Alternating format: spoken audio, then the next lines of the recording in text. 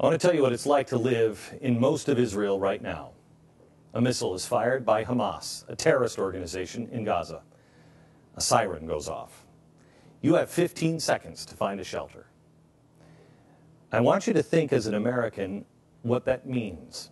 If you lived in a place where missiles were fired at you, hundreds of them every day, and you had 15 seconds to hide, how would you live? How would you stop what you're doing, run to a basement or a shelter? And if you can't make it inside, you're just supposed to lie flat on the ground with your arms over your head. What about your kids? How do you feel about sending them to school? That's life in Israel right now. Not a single one of us would accept this. Not one of us would ever have to.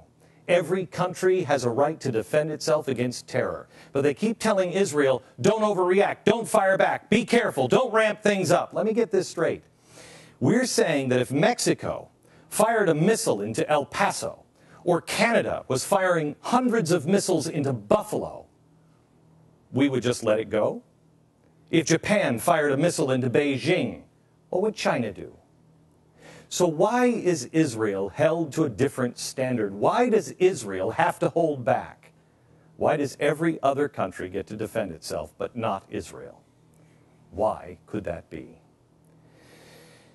In the uncomfortable moments of our life, we know why.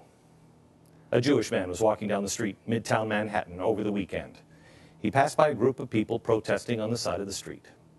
They were holding up signs criticizing Israel. He was wearing a yarmulke. They called him a dirty Jew.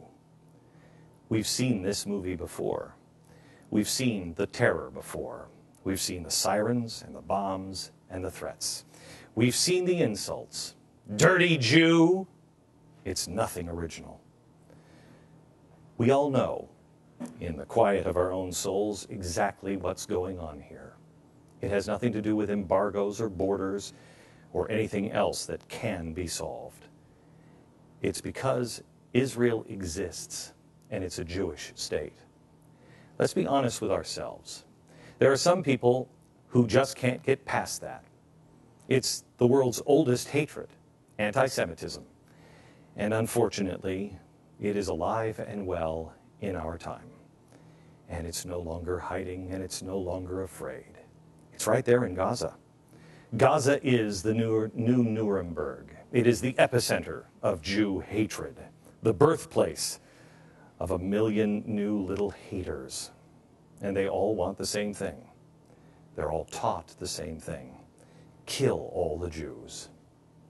Unfortunately, that's all they know. And unless we stop it first and stop the source of it, that's all they'll ever know.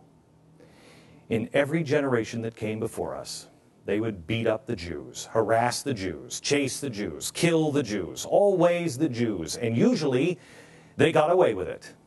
But may I suggest, not this time. No more. This time, stand with Israel. We will stand for the truth. We will stand for freedom and decency. We will stand for life.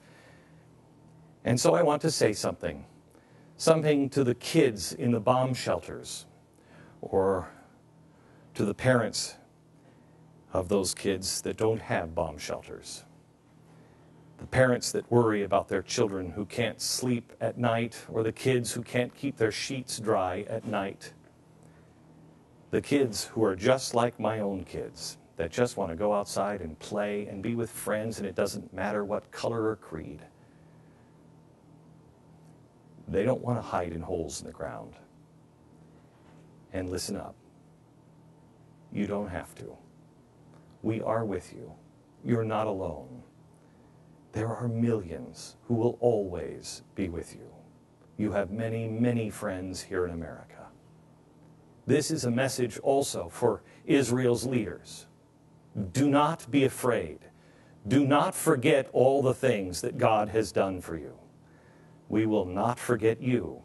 We will not forsake you. We are brothers. The nation of Israel and its capital of Jerusalem lives forever.